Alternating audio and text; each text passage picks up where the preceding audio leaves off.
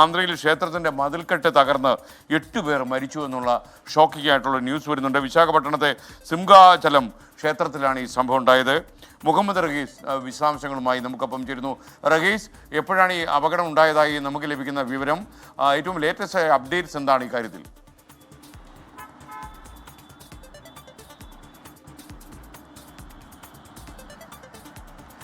SKN ഇന്നലെ രാത്രി 2:30 ഇത്തരത്തിലൊരു അപകടമുണ്ടാകുന്നത്.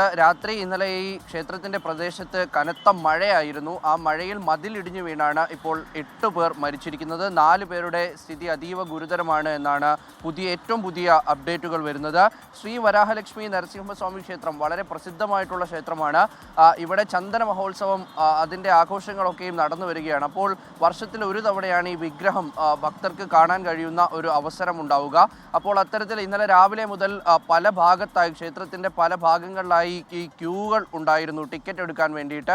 അപ്പോൾ അത്തരത്തിലൊരു ക്യൂവിനടുത്താണ് മതിൽ തകർന്നു വീണ് ആളുകളുടെ ദേഹത്തേക്ക് വീണുകൊണ്ട് ഇപ്പോൾ 8 പേർ മരിച്ചിരിക്കുന്നത്. അതിൽ തന്നെ കഴിഞ്ഞ 20 ദിവസം മുൻപാണ് ഈ മതിൽ കെട്ടിയത് എന്നുള്ളൊരു വിവരം ഇപ്പോൾ പുറത്തു വരുന്നുണ്ട്. അങ്ങനെ മതിലിന് കൃത്യമായ ഉറപ്പുണ്ടായിരുന്നില്ല.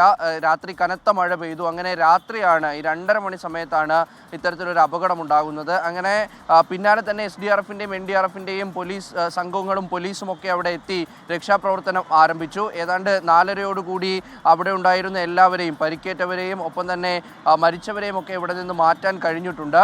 നിലവിൽ എന്തായാലും ഇവിടെ സ്ഥിതിഗതികൾ ഇപ്പോൾ ശാന്തമാണ്. മഴ കുറഞ്ഞിട്ടുണ്ട്.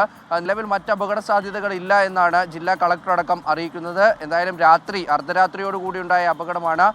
മരണസംഖ്യ ഇനിയും ഉയരും എന്നുള്ളൊരു ആശങ്ക കൂടി നിലവിൽ ഉണ്ട്. SKN.